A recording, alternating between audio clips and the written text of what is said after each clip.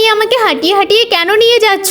কি করব বল, গাড়িটা খারাপ হয়ে গেছে, হেঁটে হেঁটেই তো যেতে হবে। দেখ বাবু, সকালের আবহাওয়াটা কত সুন্দর, মনে হচ্ছে গাড়িতে দাঁড়িয়ে দাঁড়িয়ে খেলা করি। তুই দাঁড়িয়ে থাক, আমি নিচে থাকছি। হ্যাঁ মা, খুব ভালো লাগছে গাড়ির উপরে। চল আবার আমাদের বাজারে যেতে হবে। আচ্ছা দিদি, তোমরা কি বাজারে যাচ্ছ? তাহলে আমার মেয়েকে একটু সাথে করে নিয়ে যাও না। আমার গাড়িটা খারাপ হয়ে গেছে, চালাতে পারছি না। না না, আমি আমার গাড়িতে কাউকে উঠাতে পারবো না। মা বারবার করে বলছে যখন, উঠিয়ে নাও না। এই তুই চুপ কর তো, আর যাও তো তোমরা সবাই এখান থেকে। বাবা, তুমি আমাকে হাঁটিয়ে হাঁটিয়ে নিয়ে চলো, দরকার নেই ওদের সাথে কথা বলার। মা, তুমি এটা ওদের সাথে একদম ঠিক করলে না। এই তুই চুপ কর তো, এইটুকু বয়সে শুধু আমাকে জ্ঞান দিচ্ছিস। তুই গাড়িতে উঠে বস, গরিবদের সাহায্য করতে হয় মা। এই তুই চুপ কর তো, বারবার চুপ করতে বলছি, আমার কথাই শুনছে না।